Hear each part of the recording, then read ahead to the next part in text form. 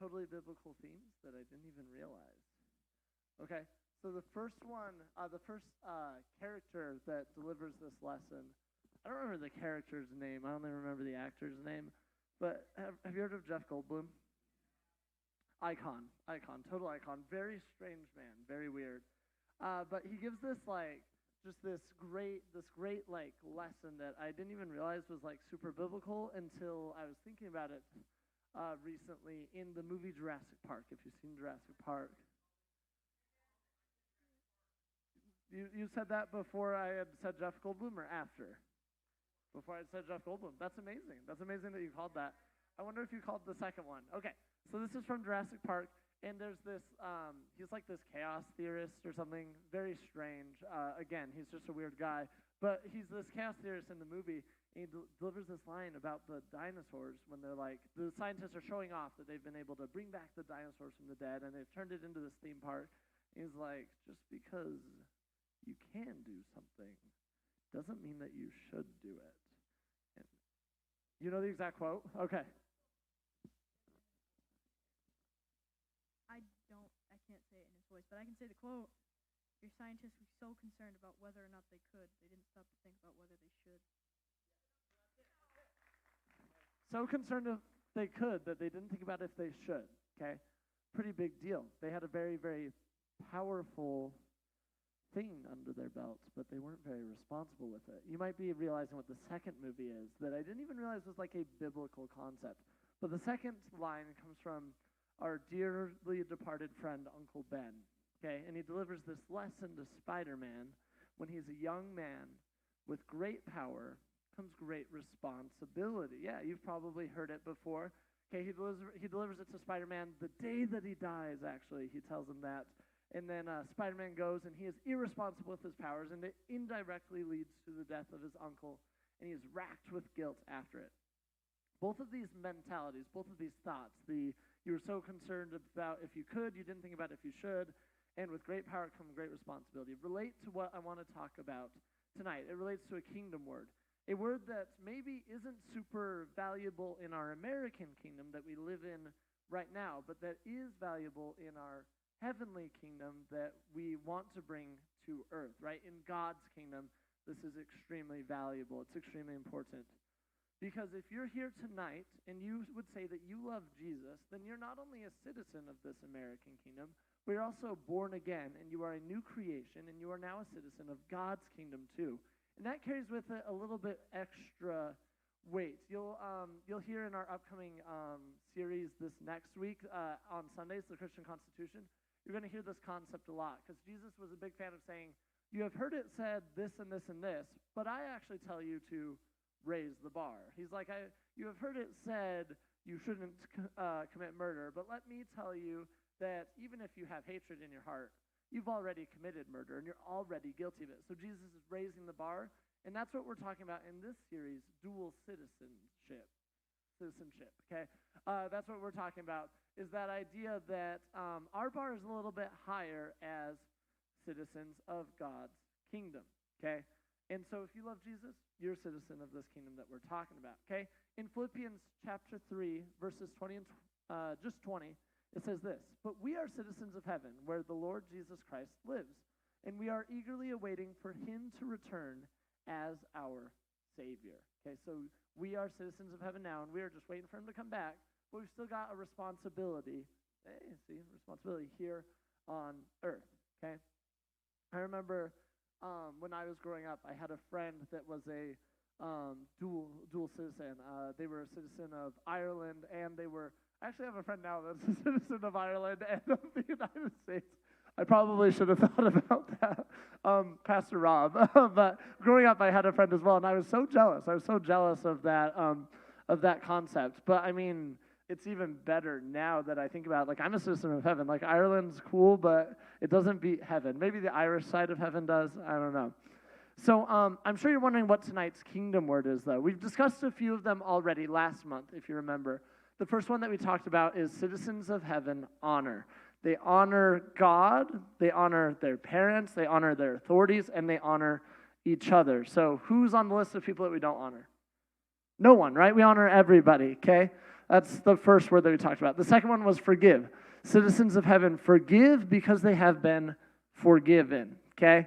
The third one that we talked about was selflessness. Citizens of heaven are selfless. They give and they give and they give of themselves because that is what Jesus modeled for us. And tonight, we're going to talk about this. Citizens of heaven are meek. And that's a weird one. That's probably an odd one. You maybe don't even know what it means. It's got to be the strangest one on the list so far. Like, you're like, yeah, honor's cool, like, we should do that. And selflessness and, like, forgive, like, those are good things. But meek, like, that's kind of weird. Like, is that the sound that a mouse makes? It kind of rhymes with weak. Are meek people weak? I feel like it's associated with being timid or something. Why does God want us to be meek? Citizens of heaven are supposed to be strong and they're supposed to be courageous.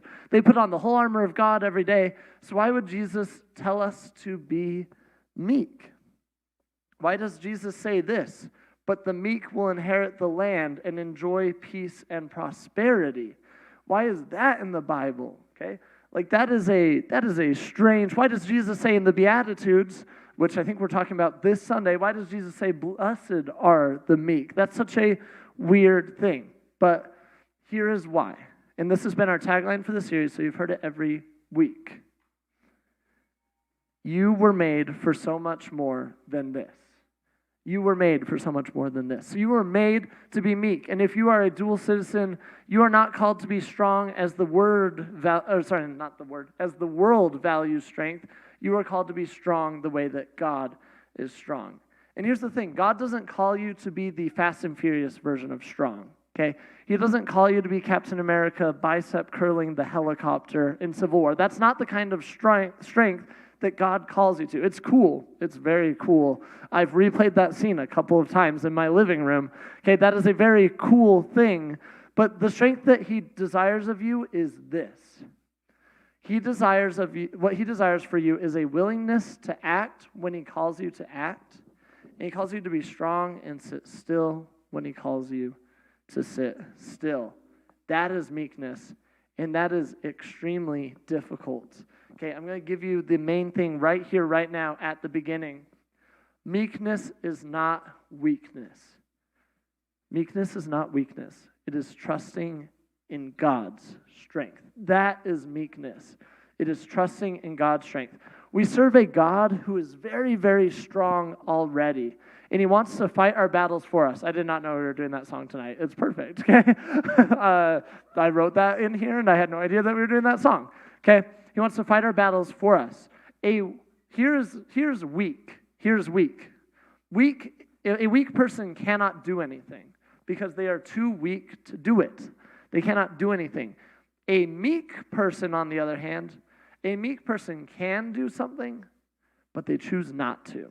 That is meekness. They have the ability to do it, but they don't have to. And that is a strength in of itself. Okay, this is such a powerful concept if we can wrap our minds around it. Okay, it puts Jesus in perspective because Jesus was not weak. If anyone were to ever say Jesus is weak, they are out of their minds. Okay, Jesus was not a weak person. Okay, you'd have to be crazy to think that, but he was meek. Okay, think of everything that Jesus endured in his life. Okay, think about it. He could have stopped any of it at any time. Think about Jesus in the wilderness, okay, when he is fasting and he is going hungry. He could have at any time made food appear. He could have thrown himself the devil tempted him with it, right? He's like, throw yourself off and the angels will catch you. They won't let you touch the ground, okay? He could have stopped it at any time, but he chose not to, and he trusted in the strength of God. When Jesus' friend died, he could have stopped it, but he waited and he trusted in the strength of God. Did Jesus feel sorrow in that moment? Absolutely. It says he wept. I don't know if I've ever wept openly, but Jesus did because he felt so strongly for his friend, but he trusted in the strength of his Father. When Jesus was mocked and ridiculed and rejected, he was driven out of towns, okay? He was told not to enter towns, and he endured it anyway, despite having the ability to stop it at any single time. But he didn't. He trusted his God's strength. Jesus in the garden says, God, can you take this cup from me? I really don't want to go through what I'm about to go through. But let your will be done. If this is your will, I will endure it. Jesus in his betrayal, when his friend betrays him with a kiss and he is arrested, okay, he endures it even though he could have stopped it. And Jesus on the cross as he breathed his last, as he suffocated, as his arms were pulled 6 inches out of their sockets, he was strength and power under control. That is meekness. Nowhere in that do I see a man who is weak. Okay? I see one who trusts in his God. Okay? And Jesus actually describes himself as meek as well. You don't just have to look at the stories. You can look at his own words. In the book of Matthew, in the King James Version, any of y'all ever read that? He says this, "Take my yoke upon you and learn of me, for I am meek and lonely in heart, and ye shall find rest unto your souls." He says, take my yoke on you. I don't force it on you. I am meek, I am lowly of heart, and you will find rest with me. So why is meekness in our society, if it's a trait of Jesus, so undervalued and underappreciated? Why do you never hear your friends saying, yo, you've got to meet Dino. He's so meek. You'll love him. Okay, you've got to meet my meek friend. Okay, you've got to hang out with Jubilee. She's my meekest friend.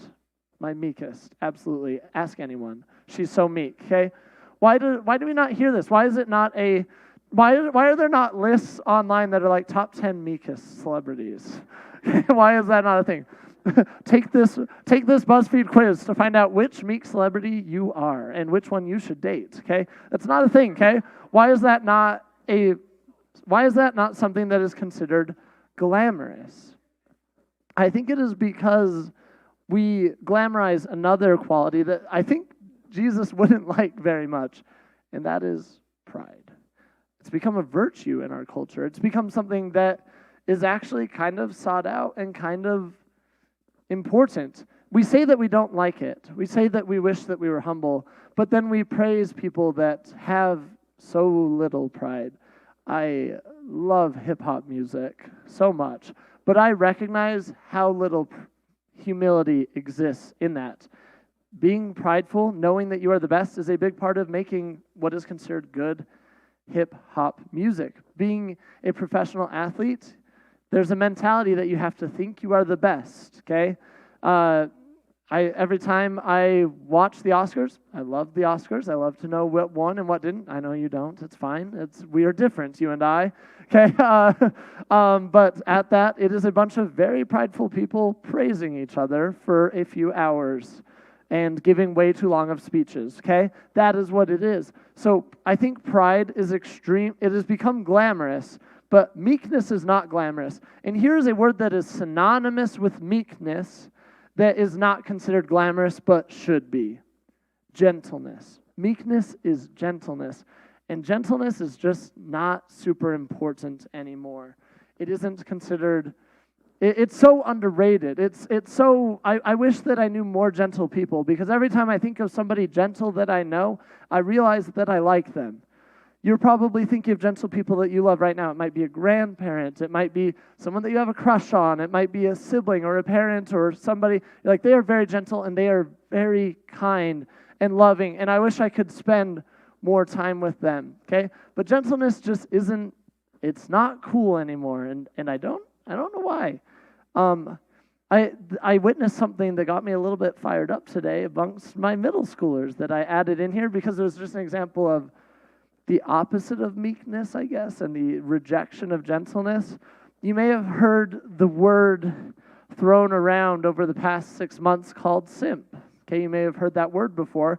We are currently in a month, I didn't know this, called Old Lady. Okay, so I will briefly explain it. As somebody who is very kind for women. It's very kind to women, okay, is generally what it is regarded as, sometimes to get something from them, okay? But they are very kind to women. Well, now it seems like every time that somebody is nice to a woman, they are called this, okay? We are currently in a month that has been dubbed by my middle schoolers No Simp September. Yes, and they are, but, yes, it has resulted in them closing doors in my female students' faces because that would be nice, and they don't want to be caught doing this thing. So they got a lecture from Mr. Shaw today, okay? If I find out that any of you are doing this, I'm coming to your school. I don't care. I'll take the day off, all right? None of my youth better be doing that, okay? Tristan's coming with me. He goes to online school, okay? So you better not be doing that, okay? Because gentleness and kindness, that is virtuous, okay? Meekness is virtuous. Pride is not, okay? It is not virtuous. Jesus is the best example of meekness that we ever had, and we should follow that example in our own lives. In the book of Psalms, chapter 56, verse 11, the writer, David, says this. We got that? We got that verse? All right. In God I trust. I will not be afraid. What can mere humans do to me? We see David saying that I will not lift my sword unless my God asks me to, because I have nothing to fear. What can this world do to me? I will trust my God's strength. What should we fear when God is on our side? And when we choose to say no to ourselves and yes to God, that is a very difficult thing, to deny yourself and to trust God. Because that might mean saying no to a lot in your own life. You might have to say no to your own will. You might have to say no to fighting a battle that you feel justified in, that you feel entitled to, that you feel empowered in. You might have to say no to that. God might tell you to stay your hand when you really want to do something because you have your own power and you know that you can accomplish it. You can do a lot in your life, but meekness means saying no to the things of your flesh and of you and yes to the things of God.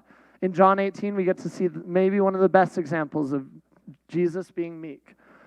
You see, this is the night when Jesus was betrayed and he was taken by soldiers. And Simon Peter, one of Jesus' best friends, does this. He drew his sword and he slashed off the right ear of Malchus, the servant of the high priest. Okay, he was going to fight, and he was justified. Had Jesus done anything wrong in his life? No. Was there any reason to arrest him, to lay a hand on him? No. And what does Jesus say to Peter? Put your sword away. Put your sword away. Jesus says, this is not your fight. I want you to be meek. That is what he's saying. I want you to trust in the strength of your God and have your power under your control. Sure, you can fight these guys off. Sure, you can shed blood righteously. But if it's not in God's will, then that would be unrighteous. So Jesus says, put your sword away. Shall I not drink from the cup that my Father has given me? This is God's will. It is God's will that I be taken, and we are going to trust his strength, not our own. Jesus could have handled it. Peter could have handled it. The disciples together maybe could have handled it. But Jesus then let them arrest him. The Jewish police with the soldiers and their lieutenant arrested Jesus and tied him, and they took him to his death.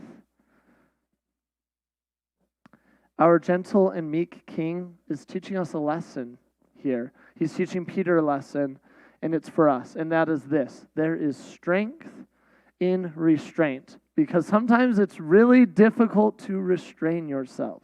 Sometimes it is really difficult to hold back, and it takes strength to do so. William Booth, the founder of the Salvation Army, says this. He says, the greatness of the man's power is the measure of his surrender. Wow. The greatness of a man's power is the measure of his surrender. That's just not super American. That is very much a kingdom mentality. And maybe it is hard to trust Jesus. I understand if it is for you. We can't see him. We can't touch him in this time. Okay? But Paul says something that I think is really big in 1 Corinthians. He says, for the foolishness of God is wiser than human wisdom, and the weakness of God is stronger than human strength. God in his foolishness, the very bare minimum of his wisdom, is wiser than any human ever. And him at his weakness, at his weakest, which there is no weakest of God, but that would be stronger than our own strength.